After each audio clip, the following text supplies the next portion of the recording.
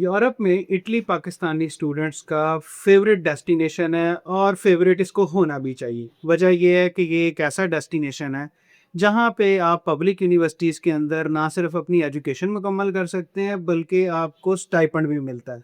और ये वाहिद मुल्क है जो लोगों को टैलेंट बेस और नीड बेस दोनों में अकोमोडेट करता है।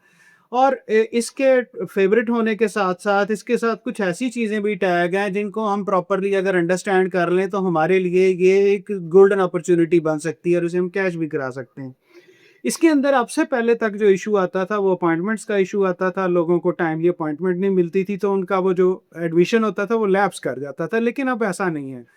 अब जो अपॉइंटमेंट का सिस्टम है उन्होंने बहुत अच्छा और स्मूथ कर दिया है। अब जो इश्यूज़ आ रहे हैं उसके अंदर जो सबसे बड़ा इश्यू है वो ये है कि लोगों को प्रोसेस का एक्चुअली पता नहीं है।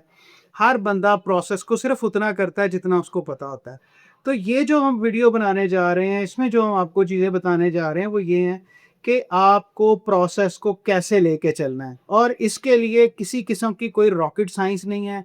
आपने ये सारी चीज़ें की होती हैं, आपको ये पता होता है यूनिवर्सिटी लेवल पे जब आप एडमिशन लेने के लिए जाते हैं, जब अपना एचएसएससी के बाद आते हैं, जिस वक़्त आप सेकेंडरी स्कूल करने के बाद कॉलेज में आते हैं, उस वक़्त आप जो प्रोसेस करते हैं, डॉक्यूमेंटेशन बिल्कुल उसी तरह की है। सिर्फ़ ये है कि ये आप लोकल कंट्री में अपने होमलैंड में कर रहे होते हैं, वहाँ पे आपने फॉरेन कंट्री के लिए करना है, लेकिन डॉक्यूमेंटेशन हर जगह पे इन्वॉल्व है, यहाँ पे भी इन्वॉल्व है और वहाँ पे भी इन्वॉल्व है।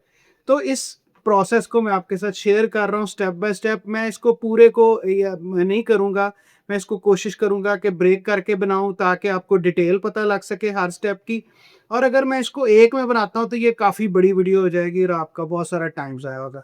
मोस्ट ऑफ द टाइम जो रेलेवेंट लिंक्स हैं वो हम इसके अंदर लगा देंगे, फिर भी अगर आपको कोई चीज़ समझ ना आए तो आप जो है वो क्वेश्चन कर सकते हैं, कमेंट कर सकते हैं, हम उसका हर कमेंट का जवाब देते हैं। आप जाकर बेशक हमारी वीडियोज़ में देख लें।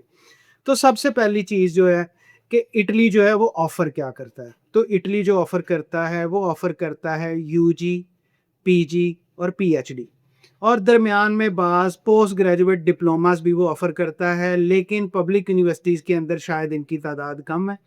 आपके लिए जो टारगेटेड स्ट्रीम्स हैं वो यूजी है, पीजी है और पीएचडी है। अच्छा, इसके लिए आपको जो चीज़ें चाहिए, यानी जिन-जिन चीज़ों का आपने बिल्कुल शुरू में ख़्याल रखना है, जो आपके ज़हन में होनी चाहिए, वो मैं आपको बता देता हूँ। वो मैंने यहाँ लिस्ट की हुई हैं, आपके लिए ना वो बिल्कुल शुरू से आप उसकी एक प्लानिंग कर लेंगे, तो वो आपके साथ बिल्कुल सही चलेगा। आपको एक तो अपनी जो डॉक्यूमेंटेशन है एकेडमिक्स की, वो आपने देखनी है। वो आपके ज़हन में होना चाहिए कि ये एक प्रोसेस है।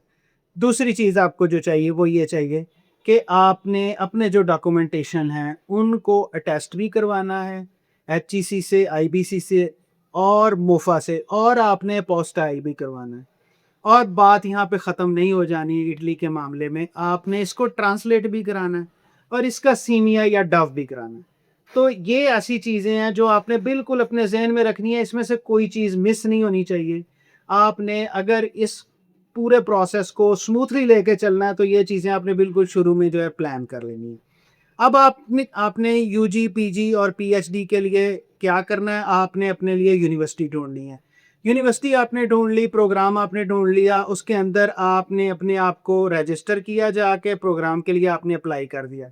जिस वक़्त आपने प्रोग्राम के लिए अप्लाई करना है, तो पीजी के अंदर और पीएचडी के अंदर रिक्वायरमेंट्स जो है वो बहुत ज़्यादा नहीं होंगी। Most of the time language का टेस्ट माँगा जाएगा। आपसे जो सीजीपीए का लेवल है वो 2.6 से लेके ऑनवर्ड माँगा जाता है और उसके अंदर जो कॉम्पिटिटिवनेस है वो ग्लोबल जो है जितने भी इन्वॉल्वमेंट है उसकी वजह से होती है। अदरवाइज़ 2.5 2.6 वाले को भी इटली जो एडमिशन दे देता है।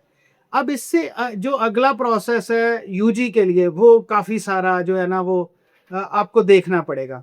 अब यूजी के अंदर एक ऐसा चार्म है जो कि दुनिया का कोई और मुल्क आपको नहीं देता, इवन एशियंस नहीं देते, इवन आपका कंट्री नहीं देता, कोई भी मुल्क नहीं देता, ये सिर्फ 2 मुल्क देते हैं। वो दूसरे का मैं ज़िक्र आपसे अभी कर देता हूँ। एक तो इटली जो है ना डायरेक्ट आपको मेडिकल में यानी एमडी में, एमबीबीएस में डायरेक्ट एडमिशन देता है और डायरेक्ट एडमिशन देने के लिए जैसे आपके कंट्री में एमकैट है, बिल्कुल इसी तरह वहाँ पे आईमैट है। इंटरनेशनल मेडिकल एडमिशन टेस्ट, ठीक है जी। आई मैट जो है ये पूरी दुनिया के अंदर होता है, पाकिस्तान के अंदर हर 3 महीने के बाद इसका टेस्ट होता है और ये 3 बड़े शहरों में होता है, लाहौर में होता है, इस्लामाबाद में होता है और कराची में होता है। और इसको रजिस्टर करती है एक बॉडी, और इसकी जो प्रेपरेशन है बड़ी-बड़ी अच्छी एकेडमीज़ जो करवाती हैं, और ये कोई बहुत ज़्यादा महँगा एडवेंचर नहीं है। तो अगर आपने मेडिकल में एडमिशन लेना है तो आपने आईमैट लाज़मी करना है, ठीक है जी? अच्छा, इसके अलावा 2 और टेस्ट हैं जो वहाँ की यूनिवर्सिटीज़ यूजी के लिए माँगती हैं। जो लैंग्वेज का टेस्ट है वो तो चाहिए ही चाहिए, यानी आइल्स आपको चाहिए, पीटी अगर है, टॉफल है, जो भी है, इसमें कोई स्पेसिफिक नहीं है, लेकिन आपको जो एडिशनली टेस्ट यूजी में चाहिए होगा, मेडिकल के केस में आपको आईमैट चाहिए, लेकिन दूसरे जो केसेस हैं उसके अंदर 2 और टेस्ट हैं जो इन्होंने मांगे हुए हैं। इनकी बाज़ यूनिवर्सिटीज़ जो हैं वो सैट मांगती हैं, और एक इनका और टेस्ट है वो उसको टीओएलसी बोलते हैं। अब आप उसको टॉक बोल लें या टॉल्क बोल लें, जो भी आप उसको कहें, और उसकी फिर आगे डिनोमिनेशंस अलग-अलग हैं, वो मैं आगे जाके आपको एक्सप्लेन कर दूँगा। आपने ये रिक्वायरमेंट देख लेनी है कि क्या ये सिंपली मुझे लैंग्वेज के टेस्ट पे दे रहे हैं या एडिशनली कोई टेस्ट माँग रहे हैं। जो एडिशनली टेस्ट आपसे माँग रहे हैं, आपने वो अरेंज करना है, और वो महँगा नहीं होता। ये बात ज़हन में रखें कि आप जो शॉट लेने जा रहे हैं ना, वो मिलियंस की शॉट है, और उसके लिए अगर आप करोड़ों रुपए की चीज़ के लिए कुछ लाख खर्च कर लेंगे तो ये कोई बुरी बात नहीं है, ये एक अपॉर्च्युनिटी है, लाइफ टाइम शॉट है, आपका यहाँ लग गया, आपकी सारी उम्र सुखी है। तो एक चीज़ तो आपने ये देख लेनी है। अब आपका एडमिशन हो गया, हमने प्रोसेस किया, अप्लाई किया, लॉगिन किया, वहाँ जाके बनाया यूनिवर्सिटी के पोर्टल पे, और हमें एडमिशन जो एक्सेप्टेंस आ गया। एक्सेप्टेंस के बाद आपसे क्या चीज़ें चाहिए? एक्सेप्टेंस के बाद आपसे जो चीज़ें चाहिए, वो आपकी डॉक्यूमेंटेशन चाहिए। जो मैंने शुरू में आपको बताया कि आपके डॉक्यूमेंट जो हैं वो अटेस्टेड होने चाहिए आईबीसीसी से और एचजीसी से, अगर आप हायर एजुकेशन के लिए जा रहे हैं।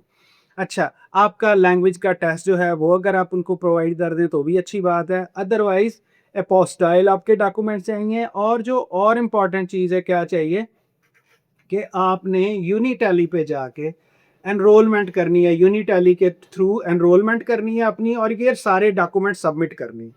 जिस वक़्त आप ये कर लेंगे तो यूनिटैली जो है वो आपकी एम्बेसी को भी और आपके यूनिवर्सिटी को भी, दोनों को अपडेट कर देगी, और आपका जो प्रोसेस है एडमिशन का वो मुकम्मल हो जाएगा, आपकी एनरोलमेंट हो जाएगी। अब इससे अगला जो प्रोसेस है वो आपके वीज़े का प्रोसेस है।